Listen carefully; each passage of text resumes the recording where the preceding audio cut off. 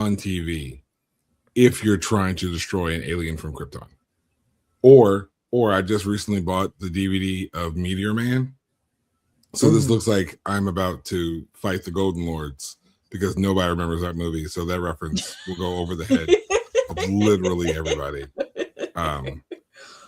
It's a wonderful like black superhero movie from the 90s. And it was like the early 90s. And I say this all the time when it comes to horror.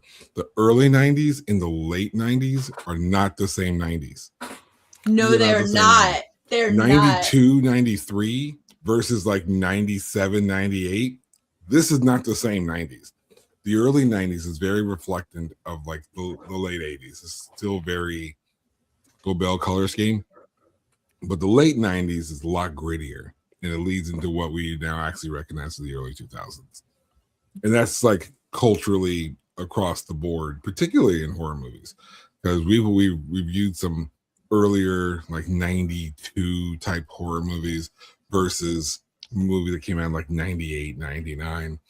And they are vastly different. And I don't know what exactly it was in that shift, somewhere in that 95, 96 realm. But a lot of things just shifted culturally in the mid 90s. You know what it might have been? It might have been the Clinton scandal, or at least the Clinton second term. It could have been the Clintons. Something shifted in the Clinton second term, which would have been about 96, and that's about really you start to see like this. I guess you would say a shift in the zeitgeist of the 90s, where the early 90s no longer resembles the late 90s. And it really does. You shift. I mean, you compare Meteor Man to like Blade. There's no comparison between these two black superheroes. Even though the source material is nowhere close to the same. One was created by Stan Lee long time ago, and the other one is Robert Townsend, which Robert Townsend was a huge name back in the day. None of this has anything to do with the show, the guest, or the fact that I've been babbling for the last 2.5 minutes. Yes, I know that Sako hit the button because this is the return of Sako and the Moon. And if you haven't heard me babbling on for minutes and minutes and minutes and minutes, it's not because you've missed the show. We were on break. We were on break for about a month or so.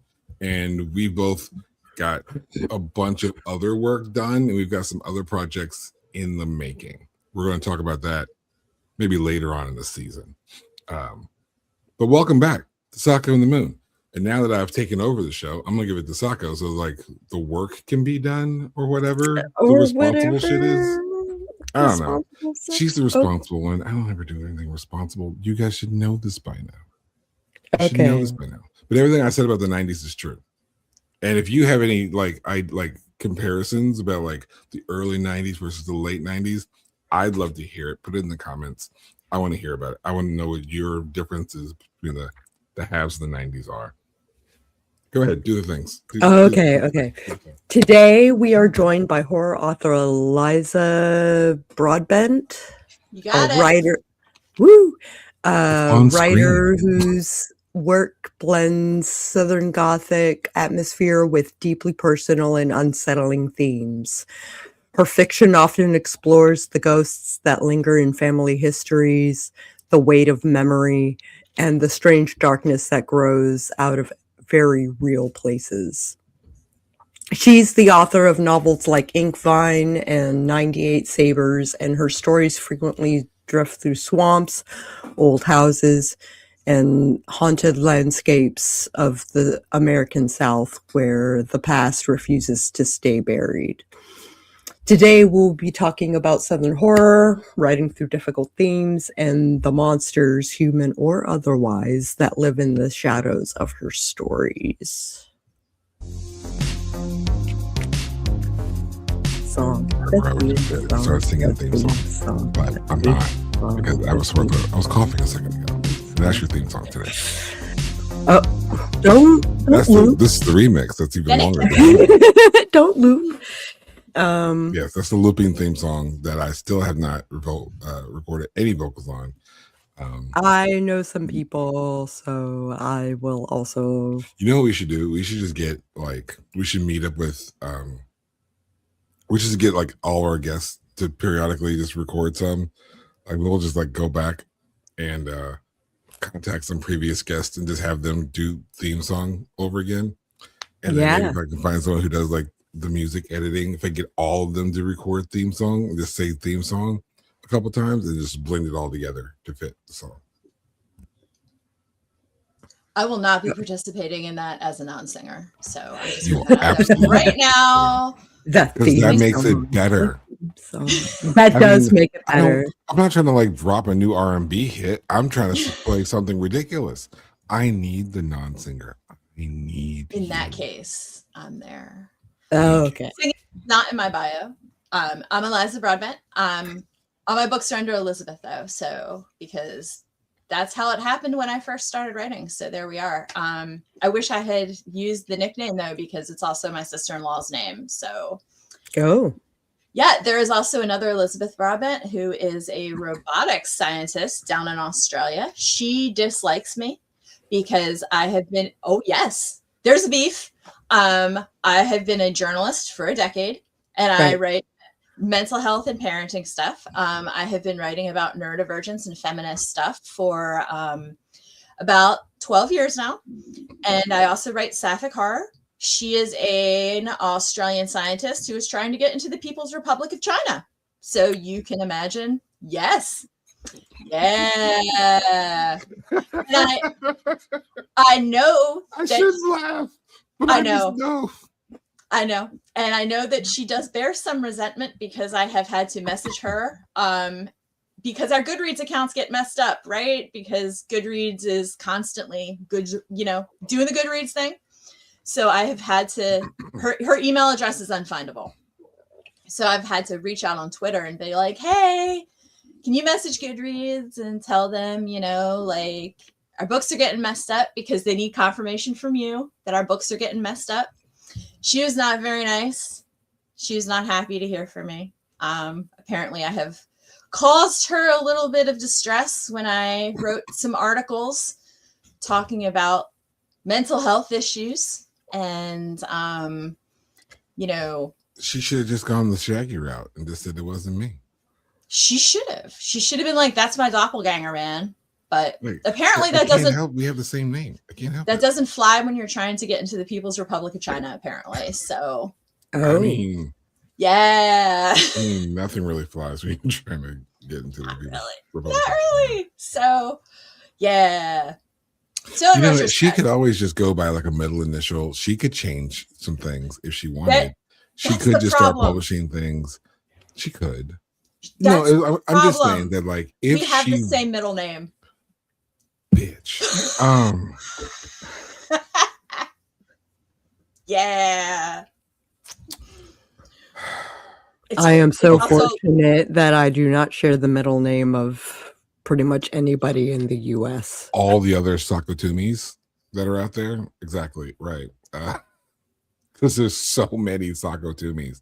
I'd be more likely to find another Dewan Hearn than I would be to find another Sakotumi. Maybe in Japan or in South Africa, like there might be another Sakotumi. But I am fortunate that I have a. In case you missed that is Sakotumi. I'm Dewan L. Hearn, more affectionately known as the Moon. That is one of the many Elizabeth Broadbents in the world. Yes. But she's the cool one. And how do you know she's the cool one? Because she's here. Would she be, could she be anybody else but the cool one if she was on the show? Like only the cool ones make it to Sako and the Moon, right? We only get the cool kids. We get the cool kids. We are the cool kids. Clearly, I've now been invited to the cool kid table. This is the cool kid table. This is the cool kid table. This is the cool kid table. If you're here, if you've been here, if we want you to be here, welcome to the cool kids table. Thank you. I now have my badge for the cool kids table. I'm excited. We should make this. So after a brief time in the dark, Sako and the Moon Horror Podcast returns to the studio to begin season 7. This season, we're diving deeper into the many faces of horror. bringing in new voices from across the genre. Yeah. I can count to 7. From authors and indie publishers to filmmakers, haunt creators, and the people building horror from the ground up. Expect conversations that explore not just what scares us, but how those fears are crafted through story, atmosphere, community, and experience. Season 7 is about the section of horror and creation where nightmares aren't just imagined, they're made. They're real. Just they're real. All the demons and monsters are real. They are. It's a conspiracy that we tell you that they're not, so you can live peaceful lives outside of the people in the Matrix. Yeah. Mm-hmm. That's speaking of the 90s. Speaking of the 90s. Bring it. That's right. I have some great questions that I would love to pitch towards Eliza. And are you ready for me? I am ready for you. Okay, awesome. What first drew you toward horror as a writer? Was there a moment, a book, or a film that made you realize this was the genre you wanted to explore? Well, this is a really interesting question because I write Southern Gothic. So Yeah. I was 11 years old, and I was sitting in a car on a drive home from the mountains, and I found my mom's copy of The Prince of Tides. Ooh. And my mom is a crazy narcissist, so let's start there. Okay. Yeah, that's the face, right? Yeah. Love it. So I get this book, and Pat Conroy is an amazing author, and he's a really incredibly lyrical writer.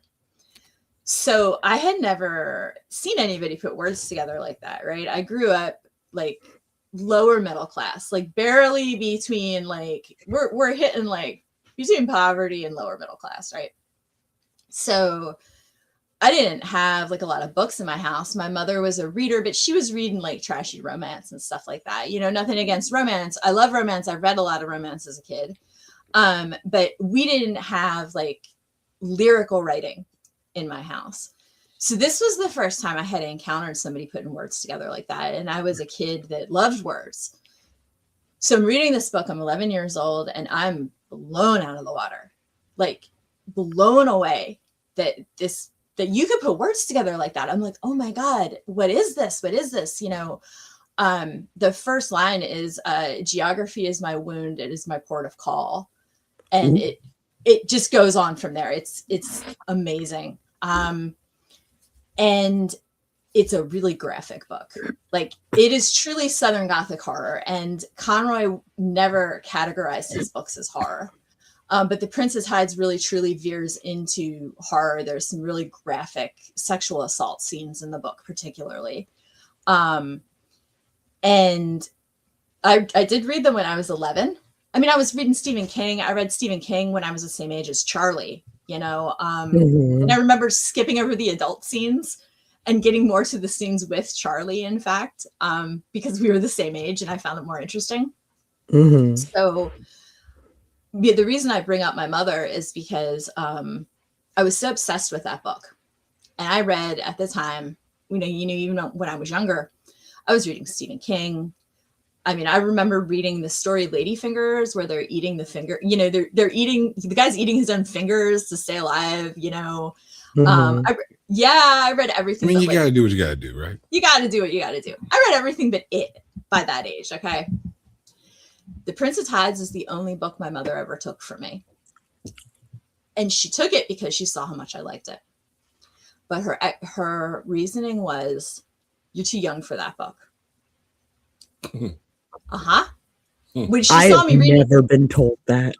When she saw me reading all the Stephen King crap, that she took The Prince of Tides for me because I loved it so much. And she said, you can't read that. And because of that, I never forgot that book. And I don't think I would have forgotten it anyway, but it really stuck out for that reason, because she took it from me.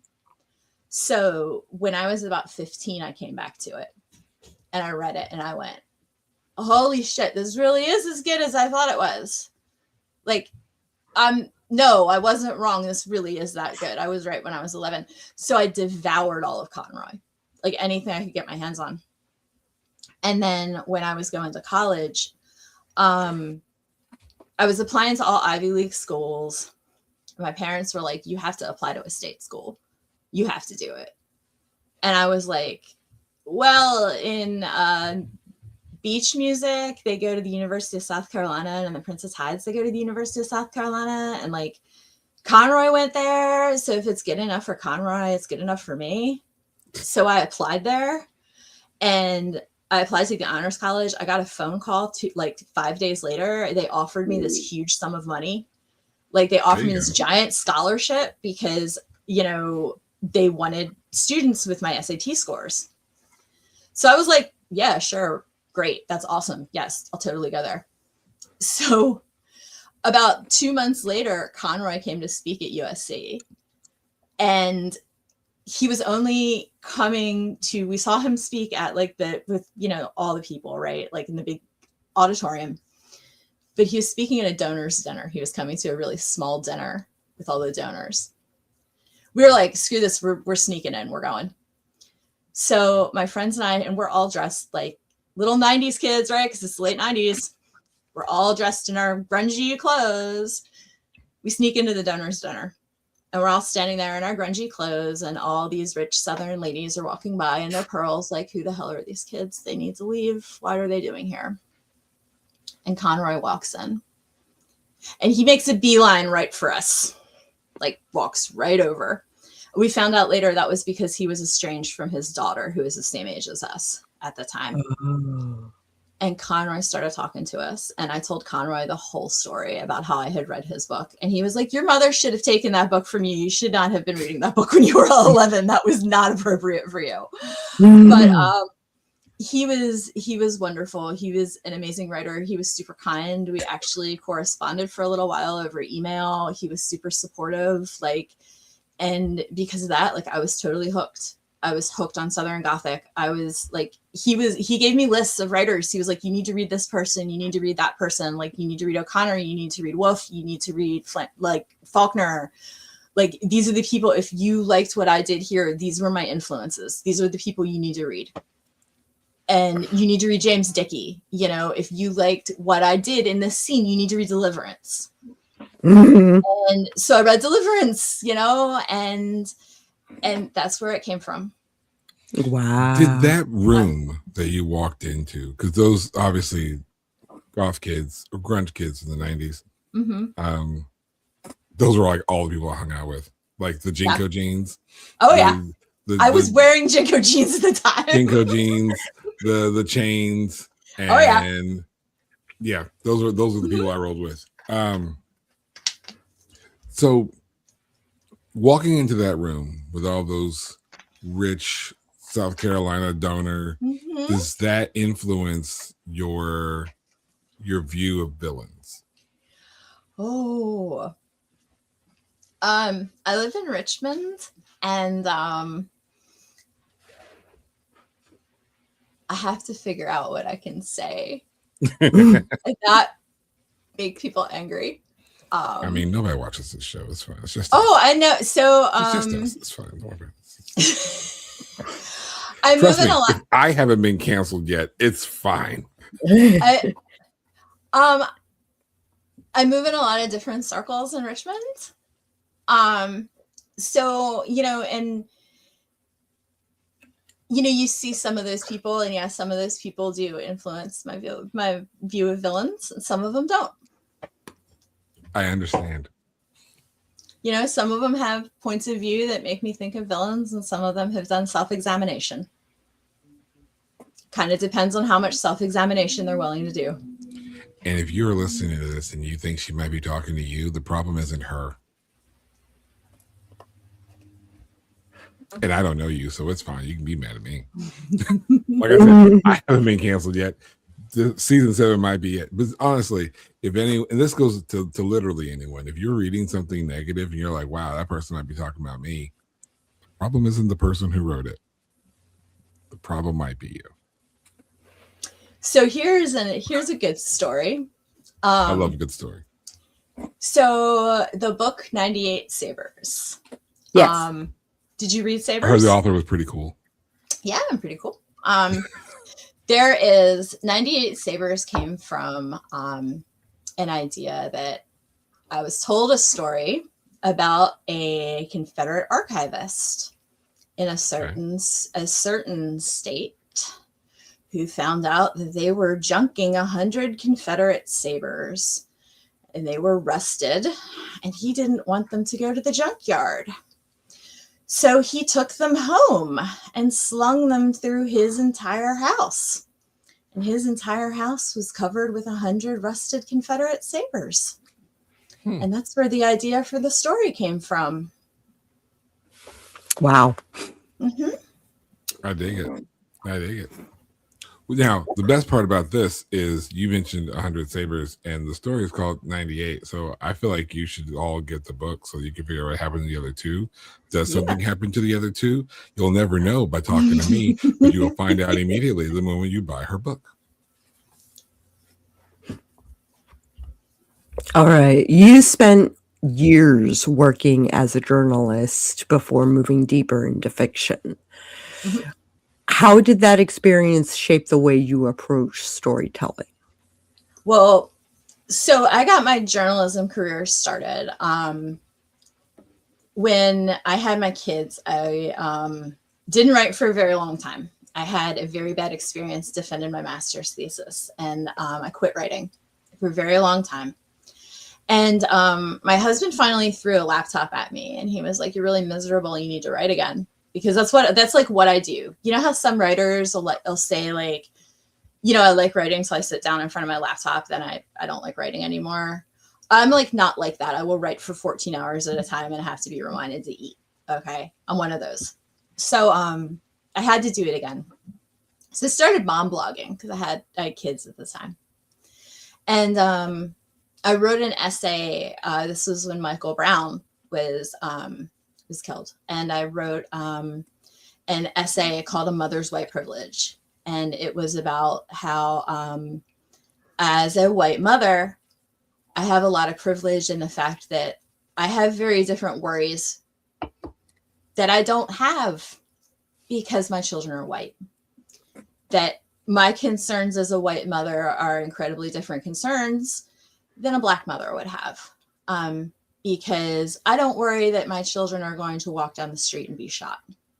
Yeah. I don't worry when my kids are walking through the street in my neighborhood that somebody is going to call the police because they don't belong there, for example, you know, because they don't belong there. Yeah. Things like that. So I wrote an essay about that because, you know, it was something I was thinking about a lot. And this was just on like my little mom blog.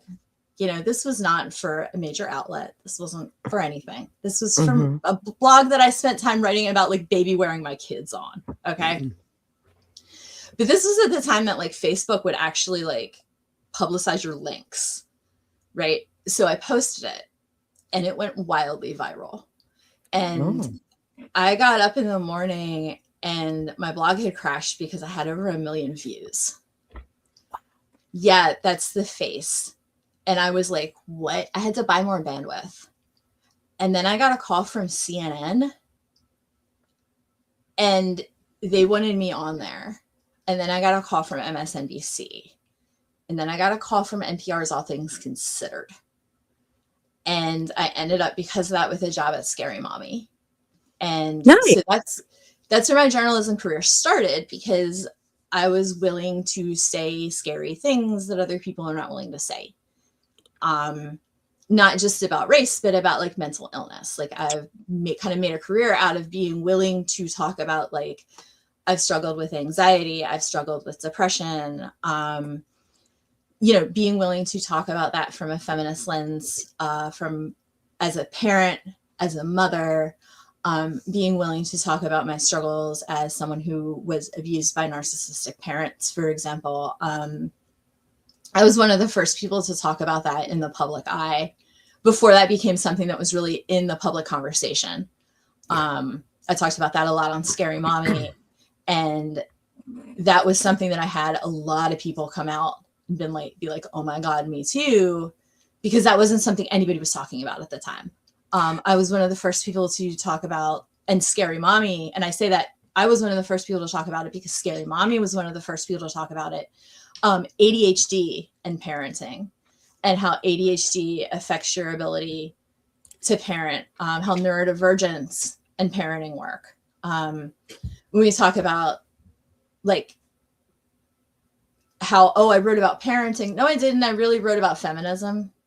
And I wrote about how feminism affects mothering and what it's like to be a mother, what it's like to be a feminist as a mother. So my journalism comes from a social justice background, is what I'm trying to say, basically. So I spent a very long time writing about social justice. So I come to fiction from a social justice standpoint. So that's where I start. So a lot of your questions are like, do you start with the characters? It's like, no, I start with what makes me angry, actually.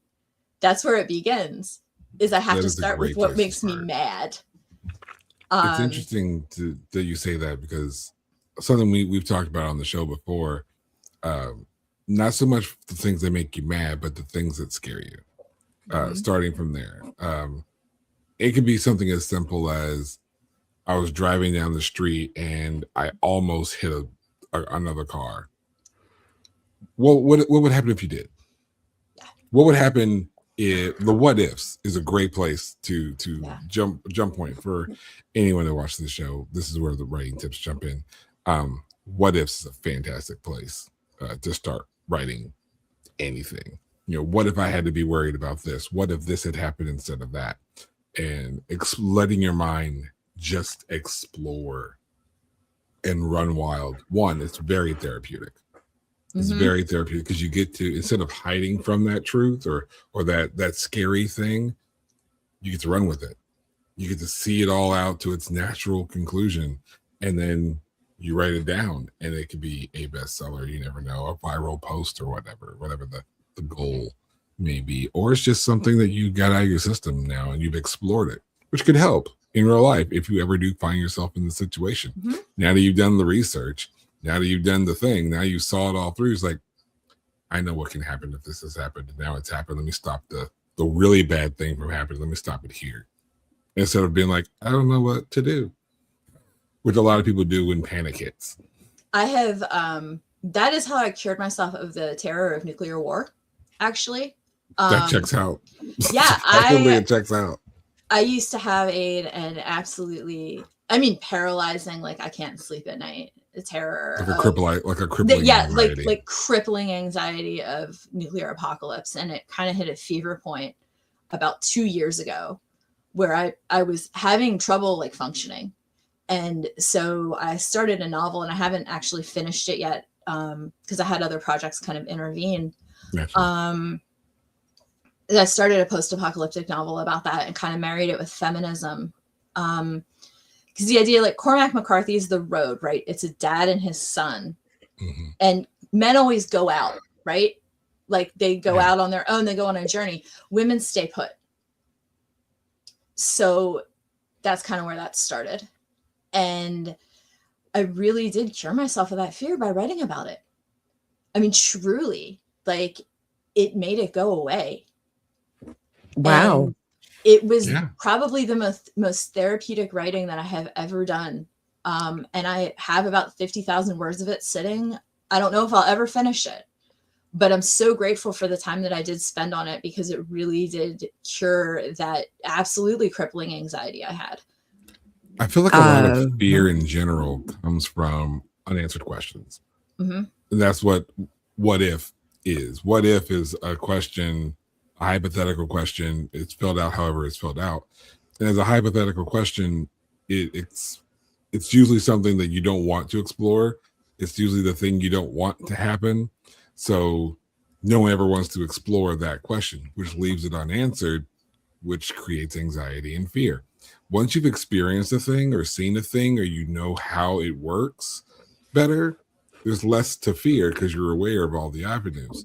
So the more you explore a thing that scares you or a thing that makes you angry, and you know what those alternatives can be, there's less to fear because the questions have been answered. And I think that not only works as helping in writing and developing a story, which is kind of what the show is for, but just as you've demonstrated, just in life, when there's a thing that scares the shit out of you, just find yourself a safe place to explore it, which creative writing is always a wonderful place to do so. And do it. Just explore it. Because in the end, at the very least, you may not get a project out of it because you may not finish it. But at the same time, you've explored it. You've answered those unanswered questions, and the fear kind of fades. And also, too, when you're writing something, when you're writing horror in particular, you know, the question you always want to ask yourself is like, what's the worst that can happen? Because that's usually what needs to happen, right? Like, that's what needs to happen, yeah. What is the worst thing? That is my policy whenever I hit a writer's block. Mm-hmm. I will start deleting until I feel like writing again. And then I ask myself, what's the worst thing that can happen in this moment? And it gets me through to the next scene. Like, yeah, when you're watching horror movies, when you wonder why they say don't ever ask that question, that's why, because that's what we've done as writers. We've waited till that moment to engage the worst thing that can happen. Mm-hmm. We did it on purpose as creative writers, and that is your sign to the audience that, hey, the worst is about to arrive. Like, that's why we have a character say, what's the worst that can happen? We do it on purpose. Yeah. Insider info. There you go. Yeah. Sako's got questions. I'm sorry. Your work often carries strong Southern Gothic elements. What is it about the South, the landscape, the history, the culture that makes it such a fertile ground for horror? All of it. Thank you. Thank you. As a black man in Kentucky, I can just tell you the guys on the street, the short answer is all of it. Every last bit of it. From the moments the ships landed until, what time is it? All of it.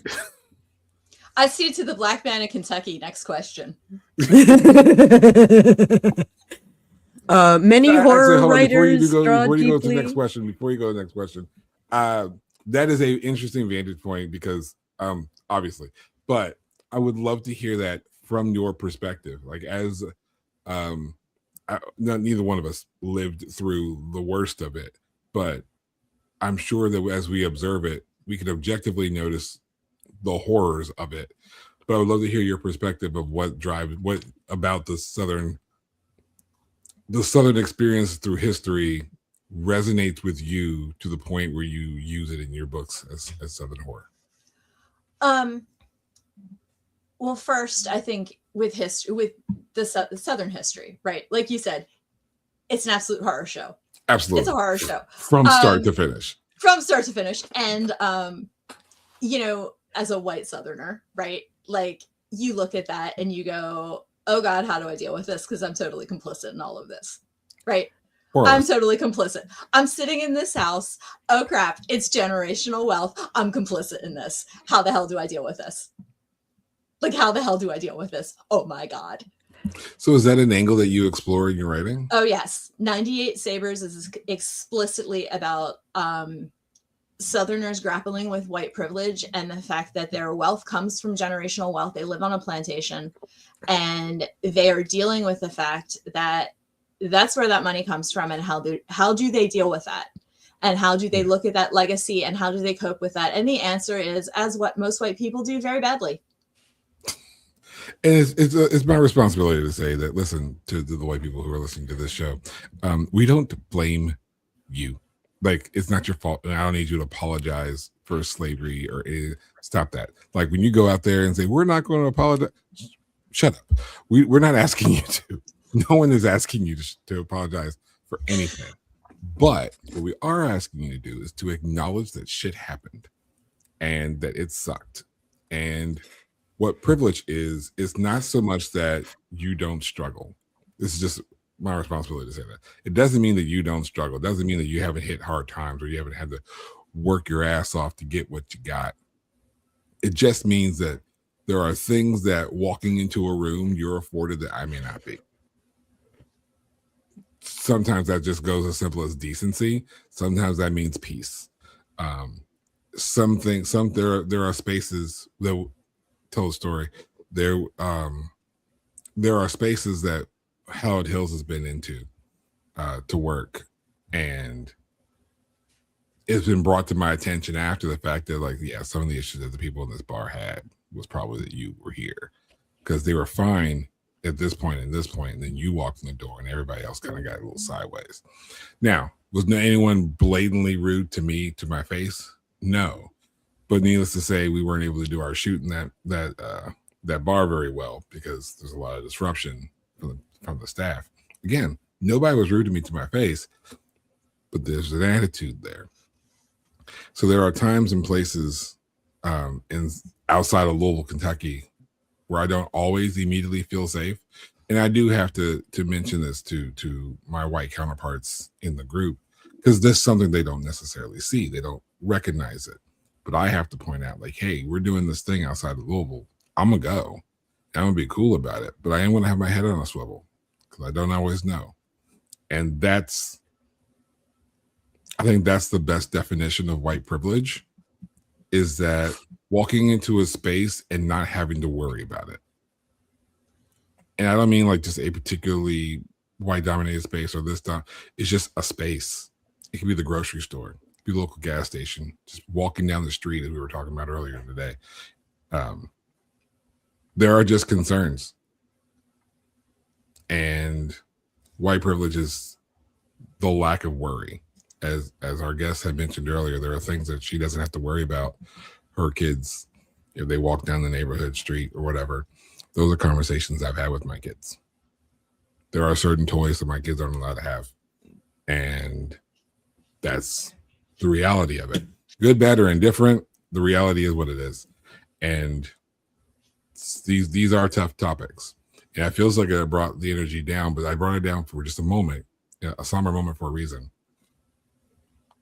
What horror does, horror explores the darkness of reality.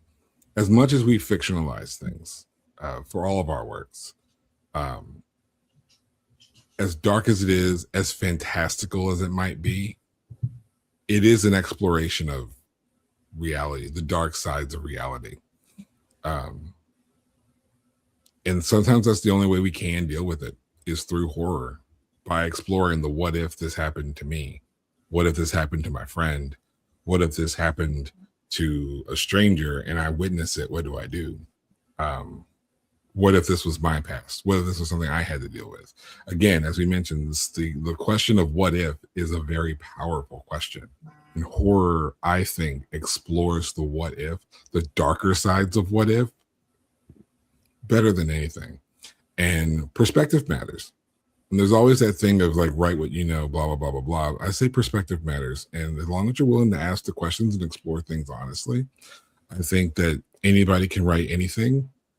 And I actually encourage people who are writing horror to write horror from a perspective that's not yours. Because this forces us to engage with other people, to learn, which is a great tip for writing anything at all. But also, it'll help bring down those barriers that we all kind of avoid talking about, the ones that make moments somber. And so, yeah, if you're out there and you're willing to write, you just don't know what to write next, and horror might be your thing, try that. Find something horrific and write about it from a perspective that's not yours, from an angle that you wouldn't have otherwise seen it from. Explore it, research it, and it's amazing the work you'll end up with. I guarantee you. Bring it back to me. Let me know what's up. Yeah. That's really good advice. This is why Sako keeps me around. Yeah. She's the structured one with questions that get sent in advance. I'm the one that does a random monologue. Welcome to the moon. Let's see. Southern storytelling is rich with folklore and superstition. Do you find yourself intentionally weaving those traditions into your stories? Okay, I read that question because you gave me the questions beforehand, and that was a hard one. I had to think about it. Okay. And I was like, at first I'm like, no, I don't really do that. I don't really weave these in. But then I realized that this stuff is so woven into our culture that I don't even consider it. Does that make sense? Yeah. Like, this stuff is so much a part of Southern culture that I don't even freaking think about it. That, like, the idea of, say, like, red beans and rice on Christmas, or like collards on New Year's, or like collards on New Year's, I don't even think about it. It's just something you do. That's what you do. It's culture. And I don't even think about it. It rains, the devil's beating his wife. Like sunshine and rain at the same time. You say the devil's beating his wife, right? Yes. That's what you say. And I disturb people whenever I say that, the devil beating his wife. And I learned it in Virginia. Mm-hmm. Like, I don't know why I'm surprising people with it. Like, it's so hard for me to even like sort through what we count as folklore and superstition because it's so ingrained. Like, don't whistle in the woods. Yeah. Like, you just don't whistle in the woods? I don't go to woods in anything called Virginia. Virginia, West Virginia, no, particularly West Virginia. West, no, North, don't go in the woods in West. No, you don't want to do that. We don't do the woods. No, you don't. Throw the apple. We did a whole cryptid episode. We don't do anything with the woods. Oh, God. No, I don't. My husband wants to go camping, like in the mountains. We did Appalachian cryptids. Yeah, no. He's like, let's go. He and the kids are like, let's go camping in Appalachia. I'm like, no, let's not. Like, let's not. I'm not going camping in those mountains. No. They're like, why not? I'm like, I'm sorry. No, I'm not going up there. Absolutely not. No. I know what's up there. No. Absolutely not. Do you know? I'm like, do you know about those caves? Do you know about the disappearances in the caves? They're like, oh, well, that's just I'm like, it is not a coincidence, and I'm not getting near those caves. No. Absolutely not. No. That's why Black people don't do hunting. We don't do camping in the woods. We don't fuck with that. Mm-mm. No. Mm. No. Nothing good has happened in the history of ever. Mm-mm. Mm-mm. Do you know why you don't often see Black people on those paranormal shows? Because they know better. We don't fuck with that. Because they know better. Because they know better. Damn right we know better. That is the correct answer. Mm-hmm.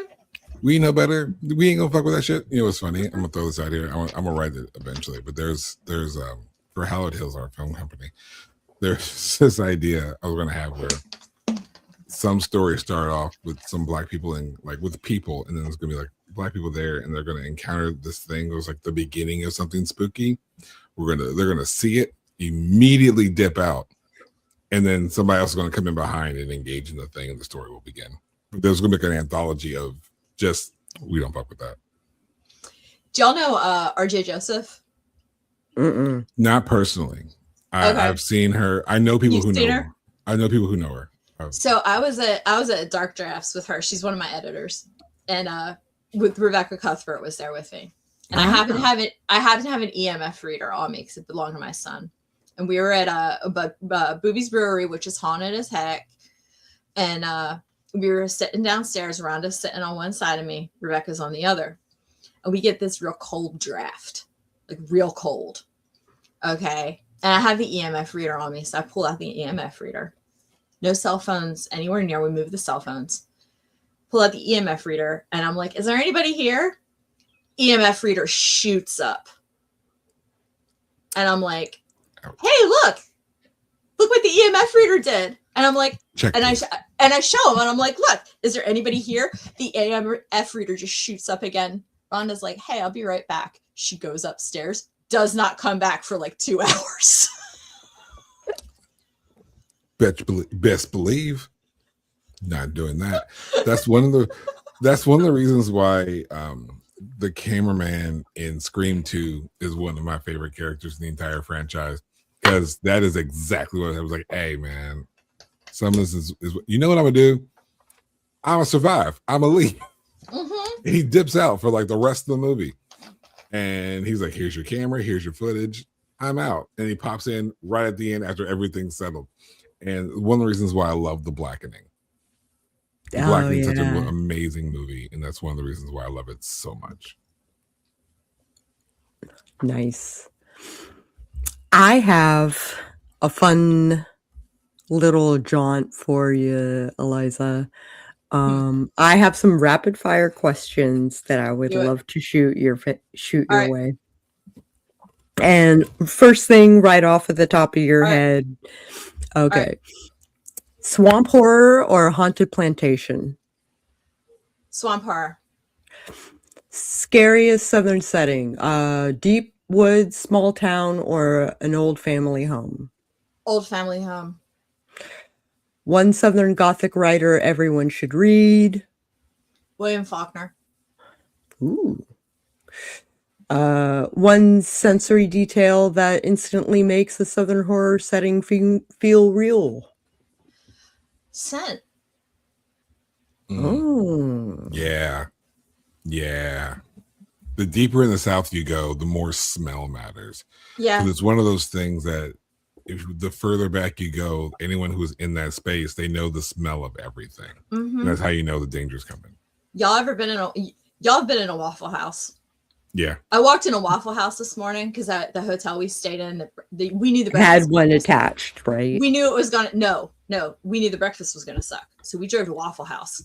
Oh, okay. And I used to work in a Waffle House. All right, so I opened that door and that smell hit me. I'm like, oh, I'm in a Waffle House, and I could never describe it. Right? If you asked me to describe the scent of a Waffle House, I would get it wrong. Like it's like pancakes and something else, and like that's just that smell is like batter. It's a sweet, like battery smell, and you got the coffee in there, and you got like something else though. But like you smell that, and you know you were in a Waffle House. You know, you know it, and it's scent. Like, that's that sensory detail right there. And anywhere deeper in the South, like that's all it is. Smell is everything. Mm-hmm. Like you smell the rain coming, you smell the storm coming, you smell something's been here. It's just in your bones. Sorry, go ahead. One Southern superstition that deserves its own horror novel? The Gray Man. Ooh. You know the Gray Man? No. Okay, so on the Carolina coast, the legend says that if your house is going to be spared from a hurricane, you look out on the beach and you will see a gray man walking. And I have actually seen him on Folly Beach right before a hurricane. We looked out on the beach and it was right at dusk. And we saw a man, and I swear he just looked gray. And he was right out there on the beach. It was right before the hurricane. And that's what you see. And that means that your house is going to be spared from the hurricane. And he deserves his own horror novel. Yeah. Wow.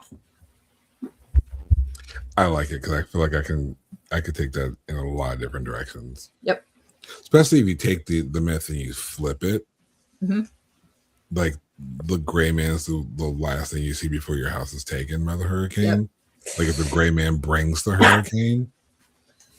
I'll tell you, you want to know a good story about bringing a hurricane, though? Because I got a real good story about that. So, you know Hurricane Hugo, right? Because this is a true story. This is not a horror story. This is a real story. So, right before Hurricane Hugo hit in South Carolina, Hurricane Iris was coming, right? Yeah. So you had Hurricane Iris, and then you had Hugo behind it. So a coven of witches from up in Columbia decided they were going to drive down. And I heard this from the one witch who said she was not going to go. You had a coven of witches from Columbia who decided they were going to drive down to the coast and do a ritual to make the hurricane not hit South Carolina. So 12 of them drove down to Folly Beach to do a ritual. And they met on the beach and they did this whole thing, like appeals to the elements and a big circle and all this other stuff. Like, all the whole Wiccan witchy thing, all dozen of them, right? They did this whole thing. 12 hours later, Hugo hit 8 Iris, came straight up the coast and hit Charleston right at Folly Beach. Plowed straight up the state. Wow. Yep. So what you're saying is it didn't work. It did not work. And it actually, the eye of the hurricane hit like right at the beach where they did the ritual. Yeah. Mm-hmm. I don't fuck with weather. Yeah, don't mess with the weather. The rule being, don't mess with the weather. Don't mess with the weather. Yep. If anything, take advantage of the weather. Mm-hmm. But don't mess with the weather. But don't mess with it. Nah. Yeah. Okay, this is a perfect time for you to promo anything you would like to promo. So speaking of hurricanes, I have a good hurricane story in my collection of short stories that just came out 2 weeks ago. It's called Inkvine and Other Swamp Stories. And it is set in the same town, Lower Congaree, where I set all my Southern Gothic, because all my Southern Gothic is actually interconnected. And the same characters kind of walk in and out of all the different stories. Not necessarily the same ones in every story, but you'll see familiar faces. So all my short stories are set there, and I have wanted to see them collected for a very long time. And Undertaker Books was kind enough to collect them and put them all in one volume with my novella Inkvine. So there is a hurricane story in there. And it came out about 2 weeks ago. I'm super excited about it. So that's available right now from Undertaker Books. Sweet. And you know, the one time you do that and the little balloon things don't pop up. I know, right? I think it was because... There it is. There you go. There it is. Now, normally she could just like do that, like scratch her face with her thumb, and it'll set the thing off. And but if she tries to do it intentionally, almost never. Almost never. Yeah. Almost never. If you were to recommend a movie for us to review, what would you recommend? Okay. I'm going to go with the 90s theme. I'm going to bring it back from earlier. I'm going to bring it back. But I'm going to make a special request when you watch this movie, because you have probably seen it already. All right. But I'm going to ask you to watch it a certain way. All right. Because when this movie came out, it was the last found footage documentary that I ever believed in. I saw it opening weekend. Is it the one I think it is? It is. It's now, it is. But you need to watch it with a caveat, because I watched it and genuinely believed this was real. Like, I thought this was real. So did I. So when you watch that, you need to watch that with that in mind. You need to watch that with an element of belief. And that's how I'm going to ask you to watch it. I'm going to ask you to watch that with the eyes that you are seeing this and you think this actually happened. This is actually found footage.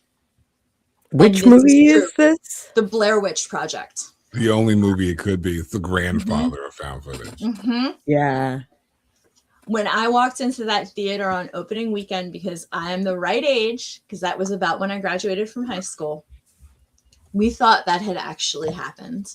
And I was so terrified. Like, I was so terrified. Like, I don't think I can articulate the level of terror that movie brought me, because I did really like believe in that movie. And I don't think a movie. Yeah. It's on HBO Max. I got it. Yeah. I don't think a movie has scared me as much like before or since because of that.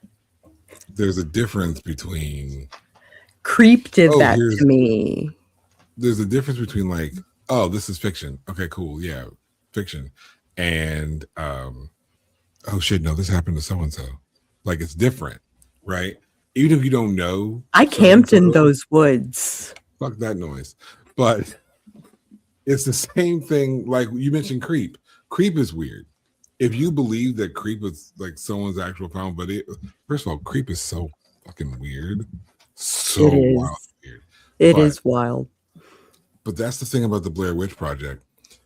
Time that we're talking 97, 98, right? Mm-hmm. It's like 99. 99. No, 99. 99. It was 99. 99, wasn't it? Yeah. It was somewhere in that round. But in that period of time, the internet is brand new. Mm-hmm. Not many people have the internet in their house. I was still going to the local library to get online. So in that 99, 2000, to have a computer in your house, someone around you had some money, or mom and dad had to work. In the late 90s would have been probably dad. Don't blame me, blame the 90s. And you didn't have the in-depth conversations about how movies were made as we have today. You didn't have spaces. YouTube didn't exist. Social media didn't exist. None of these things were there where people just discussed things. You had AOL chat rooms at best. AOL chat rooms and Yahoo chat rooms. Like, that's what you had. But we didn't know nothing. And, searching online to Google things wasn't a thing. Google yet. was not a verb. Right. It was a number. It was just a number. One followed by 100 zeros for those who wanted to know. But that's like an era where you could pull something like that off and truly, genuinely fall off the grid as far as the internet presence is concerned, and convince people, no, this happened to some people. Now, if you're coming back from the cannibal Holocaust way of doing things, which I guess would be the great grandfather of found footage, if you really want to look at it that way, it's hard. You think about the court cases that happened around cannibal Holocaust, right? Because they weren't sure if this had actually happened to a group of college videographers and documentarians. So there's a whole lot of lawsuits going around those kinds of movies in the time. It would have been the 70s, 60s or 70s. And then you bring it to Blair Witch, where again, probably the last time you were able to do a movie like that and pull it off and convince people that it was real, because that's what sold it. The idea that these people are really just are really gone, and here's their found footage that someone put together. It's like if the events of cannibal Holocaust happened, it'd be Blair Witch Project, minus the killing of real turtles. Let's talk about that. No turtles died in this movie. But I guarantee you find somebody my age and you have them walk into a dark room with you standing face first into a corner. Oh yeah. Oh my God. The end of that movie. In the moment you turn around and tell me like, it's just a joke, I'm gonna beat your ass. Just know that. Off top. It's on site. I'm gonna beat your ass. Because that's the other thing though. The end of that movie. Oh my God. Standing in the corner. Oh God. And and I could almost do the review now, but it's been that long since I've seen it. But that goes into how impactful. I'm only saying it because of this. That's how impactful this movie actually was. That I haven't actually watched it in maybe 15 years, and I could do the review right now. Yeah, but you're gonna have to wait until next week to get the review. And also, I am friends with the mayor of Burkittsville, who comes to cons occasionally. His name is Michael. He is amazing. Apparently, there are only like 150 people in Burkittsville. So being the mayor, he will tell you, is not that impressive. I still find it very impressive because he is the mayor of Burkittsville. I know somebody like that. There's a small town in Kentucky, and one of the delivery drivers that brought stuff to my gas station, one of my delivery guys, he's like, yeah, I'm also the mayor of so-and-so. I'm like, really? He's like, yeah, I know. It doesn't really matter much because he's still his day job is to deliver stuff and work on a truck, but he's the mayor of this little small town. I get it. I actually have a little story about camping in those woods. We need to hear it. So, it is nefariously close to Antietam. So we kind of went. So Oh. So we are driving through Antietam to the campground, and I see over the hill an army. And I was like, yeah, we're going to drive faster. Yeah. No. And it was at night. Hang that shit up. It was at night. Yeah, my son is really into ghost hunting, and he made me take him to Gettysburg. Gettysburg is just as bad. Yeah, Yeah. Gettysburg EMF reader. We heard like a lot of cannon fire. There are no cannons at Gettysburg. There are no cannons, and that EMF reader was really going off, and I was not okay with that. I was not okay. I was not okay. He's like asking it questions. It's going like this. I'm like, that should not be. That should not be. Yeah. It was really haunted, and yeah. You saw a whole army. I saw Whole a ass line army? of men. I saw a line of men in blue up at the top of the hill. Okay. I don't know if it was reenactors. It was at don't night. matter. They don't have night reenactors. I don't think they do. No. So So we fighting. We fighting. Everybody comes at me. Just understand, you can't come like I told you, like we mentioned earlier. You can't come to Black people like this. We will fight you. Not me inciting violence, YouTube. This is just how it is. Nope. That brings us to the end of today's episode of Sako and the Moon. A huge thank you to Elizabeth Broadbent for joining us and sharing the stories, the inspirations, the shadows behind her work. If you enjoyed this conversation, make sure to check out her books and follow her work. I put her website in the chat. So yeah, check out her work. Purchase her books. Totally worth it. Thank you. Let's see. Where was I? And if you enjoyed the show, share the episode with fellow horror fans and help us keep the dark stories spreading. Thank you for listening to us and explore the strange, the dark, the creatively terrifying.